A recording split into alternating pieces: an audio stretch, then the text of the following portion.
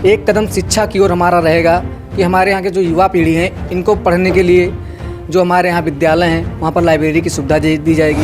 22 गाँव का मौजा है और यहाँ पर बहुत बड़ा बजट आता है, फिर भी आज तक कोई विकास नहीं हुआ हमारे गाँव में। आधुनिक युग में जी रहे हैं तो उनके लिए आधुनिक कंप्यूटर लैब बनवाया जाएगा, जिसमें उन्हें कंप्यूटर इलेक्ट्रॉनिक की सारी सुविधाएं मिली, जानकारी उससे उनको कोर्स कराया जाएगा।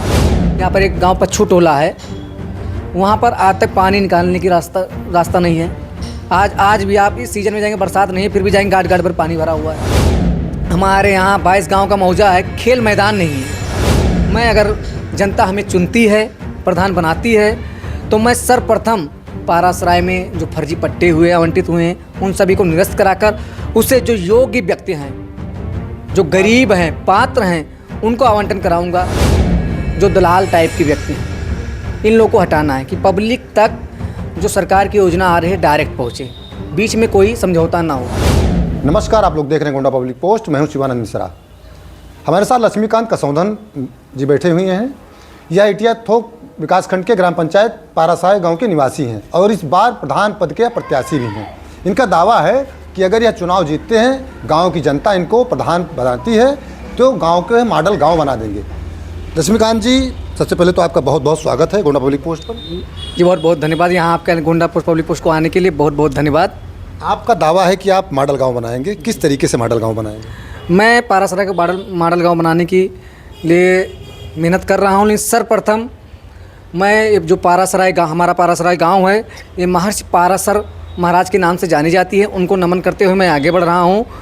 मैं कहना ये चाहता हूँ कि हमारा जो पारासराय गाँव है, विलेज मैनिफेस्टो के तहत इसमें विकास किया जाएगा और प्रत्येक गांव में, जैसे हमारे यहाँ आज तक कोई हिंदू शमशान घाट नहीं बना, आज़ादी के बाद से आज तक कोई हिंदू शमशान घाट या कब्रिस्तान का निर्माण नहीं हुआ, जिससे जनता को काफ़ी परेशानियों का सामना करना पड़ता है।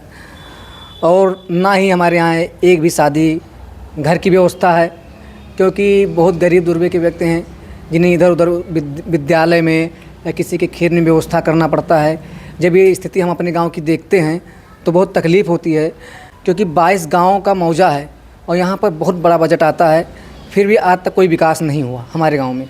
ग्राम में बड़ी बजट आता है। बजट तो बड़ी है, गाँव बड़ी है तो बजट भी जायज़ सी बात है, ज़्यादा आएगी। और इसके बाद हमारे जो युवा पीढ़ी हैं, एक कदम शिक्षा की ओर हमारा रहेगा कि हमारे यहाँ के जो युवा पीढ़ी हैं इनको पढ़ने के लिए जो हमारे यहाँ विद्यालय हैं वहाँ पर लाइब्रेरी की सुविधा दी जाएगी। तैयारियों के लिए निःशुल्क पुस्तक की व्यवस्था की जाएगी। जो पुस्तक वो चाहेंगे उस पुस्तक से तैयारी करें, उन्हें बाहर जाने की कोई आवश्यकता नहीं है। और तालाबों का सौंदर्यीकरण, इसके उपरांत हमारे यहाँ तालाब सौंदर्यीकरण, विधवा पेंशन, वृद्धा पेंशन, बहुत से ऐसे व्यक्ति हैं जिनको अभी इसकी व्यवस्था नहीं मिल पाई है, उन तक सरकार की योजनाएं नहीं पहुंची हैं।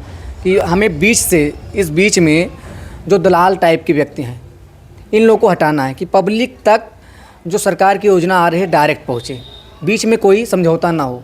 बच्चियों के लिए क्या करेंगे? हम अपने यहाँ के माताएं बहनों के लिए सिलाई सेंटर का स्थापना कराएंगे और ब्यूटी पार्लर का, जिसमें हमारी माताएं बहनें आएँ, इनको निःशुल्क व्यवस्था दी जाएगी। सिलाई सेंटर पे सीखें और फिर ब्यूटी पार्लर पे जाएं, ब्यूटी पार्लर के बारे में जानकारी लें, उसे सीखें, उसका कोर्स होगा और कोर्स कराया जाएगा। पूरा व्यवस्था निःशुल्क रहेगा, उसमें कोई चार्ज नहीं। और क्या क्या करेंगे आप? और हमारे यहाँ जैसे कि सरकारी विद्यालय हैं, उनकी चार दीवारी नहीं है, किसी विद्यालय में टाइल्स नहीं लगी हैं, सीट नहीं है, तो इन सभी विद्यालयों को ग्राम निधि के तहत निधि से या मनरेगा से सरकार ने तो कायाकल्प का कहा है कि कायाकल्प होना चाहिए। सरकार ने योजना बनाई, कायाकल्प हो रहा है, लेकिन अभी तक हमारे यहाँ कुछ विद्यालयों में नहीं हुआ है। उसमें भी ये व्यवस्थाएं कराई जाएंगी और प्रत्येक गांव को आधुनिक रूप से सुव्यवस्थित किया जाएगा। जैसे किसी गांव में इंटरलॉकिंग नहीं हुआ है। अब आज़ादी के बाद से देख लीजिए, ये 22 गाँव का मौजा है। हम सन 2025 में जी रहे हैं। हमारे यहाँ गाँव पांडेपुरा में मैं निवास कर रहा हूँ, पारासराय गाँव का मौजे का ही एक अंश है। यहाँ पर एक गाँव पच्छू टोला है, वहाँ पर आज तक पानी निकालने की रास्ता नहीं है। आज भी आप इस सीज़न में जाएंगे, बरसात नहीं है फिर भी जाएंगे, गाड़ पर पानी भरा हुआ है, मोटरसाइकिल आपकी नहीं निकल पाएगी। 2 गांव चिट्टाटाड़ी लस्करिया है, जैसे कि ये पारासराय गांव का अंश है ही नहीं। पारासराय गांव का अंश है ही नहीं, उसमें आज तक कोई विकास हुआ ही नहीं। वहाँ पे हमारे ओबीसी भाई लोग रह रहे हैं, छोटी जातियाँ हैं, तो उन्हें कोई गिनती में नहीं लिया जा रहा है। एक समस्या पारासराय गांव की है, बहुत बड़ी समस्या है, और उसके लिए लगातार आप लड़ाई भी लड़े हैं। ज़मीनें नहीं हैं, पट्टा हाँ, किसको दिया जाए? ये मुद्दा बहुत पुराना है कि हमारे पारासराय गांव में 22 गांव का मौजा, सबसे बड़ा मौजा, और यहाँ पर जायज़ सी बात है सबसे ज़्यादा सरकारी ज़मीनें थीं, और सरकारी ज़मीनों पर अवैध रूप से गलत कागज दस्तावेज दाखिल करके पट्टे कराए गए। उसकी लड़ाई हम लड़ रहे हैं, और मैं अपने आखिरी सांस तक, अपने शरीर के खून के आखिरी रक्त तक मैं अपने पारासराय की जनता के लिए लड़ता रहूँगा। अगर हमारे शरीर का एक रक्त गिरेगा तो पारासराय की जनता के लिए गिरेगा।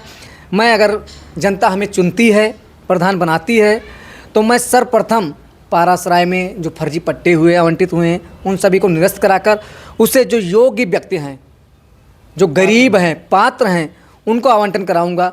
ऐसे हमारे गांव में सैकड़ों परिवार हैं जिनके आज तक छत प्राप्त नहीं हुआ। सरकार की योजना आती है, लेकिन बीच में ही पता नहीं कहाँ चली जाती है। बहुत योजनाएं आई, अब प्रधानमंत्री आवास योजना, मुख्यमंत्री आवास योजना आई, लेकिन उन तक नहीं पहुँचा। युवाओं के लिए आपके पास क्या है?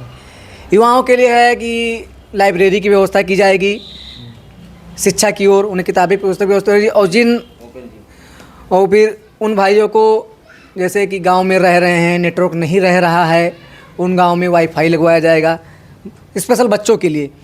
और जिन गांव, जैसे कि गांव सभा में एक ही लाइब्रेरी बन सकता है, तो अगर गांव में गांव सभा की ज़मीनें हैं तो वहाँ पर उनको पढ़ने के लिए, शिक्षा ग्रहण करने के लिए एक सुव्यवस्थित व्यवस्था किया जाएगा। वहाँ पर वाईफाई, बिजली, पंखा, ये व्यवस्थाएं दी जाएगी कि वो आराम से वहाँ पर पढ़ाई कर सकें। जैसे कि हमारे यहाँ कोई भी जिम सेंटर नहीं है, युवाओं के लिए ओपन जिम सेंटर का व्यवस्था की जाएगी। और 2025 हम आधुनिक युग में जी रहे हैं, तो उनके लिए आधुनिक कंप्यूटर लैब बनवाया जाएगा, जिसमें उन्हें कंप्यूटर, इलेक्ट्रॉनिक की सारी सुविधाएं मिली, जानकारी, उससे उनको कोर्स कराया जाएगा। कंप्यूटर कोर्स कराएंगे जिससे कंप्यूटर कोर्स, वो भी निःशुल्क व्यवस्था रहेगी। और फिर जैसे कि हमारे पारासर महाराज की तपोस्थली, कर्मस्थली है, यहाँ पर धार्मिक स्थल जिस पे अवैध रूप से कब्जा किया गया है, उसे सौंदर्यीकरण कराया जाएगा। धार्मिक स्थल केवल एक ही कि और गाँव में? नहीं, और गांव में जितने भी धार्मिक स्थल हैं उन सभी स्थलों को सौंदर्यीकरण कराया जाएगा। और फिर इसके बाद हमारे यहाँ 22 गांव का मौजा है, खेल मैदान नहीं है। 22 गांव का मौजा, यहाँ पर सरकारी ज़मीनें बहुत हैं, परंतु पूर्व में जितने भी हमारे प्रधान जी लोग आए, कैसे क्या हुआ नहीं पता, नहीं व्यवस्था हो पाई। लेकिन हम प्रधान बनते हैं, जनता हमें चुनती है, तो इसकी व्यवस्था भी हम खेल मैदान की व्यवस्था कराएंगे। पट्टे ज़मीनें अगर खाली हो गई तो उसी खेल मैदान? हाँ, पट्टे की ज़मीनें अगर खाली हो गई, कैंसिल हो गई, तो उसी पे कराया जाएगा। और सरकारी योजना है, सरकारी ज़मीन पे ही होगा, जैसी बात है। जनता से क्या अपील करना चाहेंगे? और जनता से अपील हमारी यही है कि जनता, जिसलिए मान लीजिए आज एक छोटी सी मुद्दा है, जनता एक खसरे खितौनी के लिए लेखपाल कानून को तहसील से लेके थाना दिवस, तहसील दिवस से उनको ढूंढते रहते हैं। मैं इसकी एक व्यवस्था बनाऊंगा कि महीने में ज़्यादा नहीं तो 2 बार ग्राम पंचायत में उनकी बैठक कराया जाएगा, जिसके लिए उन्हें किसी भी विवाद के लिए तहसील जाना पड़ता है। उन्हें जैसे तहसील दिवस की भांति, थाना दिवस और तहसील दिवस की बात, यहाँ पर जनता दर्शन लगाया जाएगा, जिसमें वो अपनी समस्याएं लेखपाल कानून को जो अधिकारी रहेंगे वो यहाँ पर रहेंगे, सेक्रेटरी रहेंगे, उनसे अपनी बात कहें, उनका निस्तारण कोशिश रहेगा यहीं पर किया जाए, उन्हें कोर्ट कचहरी, थाना और तहसील ना जाना पड़े, इसकी व्यवस्था की जाएगी। अच्छा, अक्सर लोग कहते हैं और बाद में वादे करते हैं और भूल जाते हैं, आप भी उन्हीं में से तो नहीं हो? नहीं, हम उनमें से नहीं हैं, क्योंकि एक नई सोच है और नई सोच के साथ ये नई शुरुआत है। और जनता सोचेगी कि नई सोच, पढ़ा लिखा युवा समाज, जो हमारे पढ़े लिखे युवा समाज भाई हैं, बहनें हैं, ये भी सोचेंगे, आगे बढ़ेंगे। अच्छा, पढ़ाई की बात की है आपने, शिक्षित हैं, कितना पढ़े भैया? यंग ग्रेजुएशन है, ग्रेजुएट हैं। आगे भी पढ़ाई चल रही है? हाँ, आगे भी पढ़ाई चल रही है। हाँ, क्या कर रहे हैं? इस समय हम LLB की तैयारी कर रहे हैं। हाँ, और इसके साथ में हमारे गांव सभा के जो भी गरीब जनता हैं उन लोगों को न्याय दिलाने की कोशिश भी कर रहे हैं। जो कोई भाई परेशान है हमारे पास आए, मैं उनको निःशुल्क व्यवस्था करा रहा हूँ कि उनसे कोई बिना चार्ज लिए किसी न किसी तरह उन्हें न्याय दिलाने की कोशिश कर रहा हूँ। जैसे हमारे यहाँ बहुत फर्जी पट्टे हुए, गरीब दुर्बे परेशान हैं, उनको आज तक आवास नहीं मिला है। ऐसे सैकड़ों परिवार हैं जिनके छत नहीं है आज तक। ये जो फर्जी पट्टे, इन्हें कैंसिल कराकर पात्र व्यक्तियों को आवंटित कराया जाएगा। जो बीच में दलाली कर रहे हैं इनको किनारे किया जाएगा और शासन प्रशासन सुव्यवस्थित कराया जाएगा, जिससे उन्हें न्याय मिल सके। और हमारी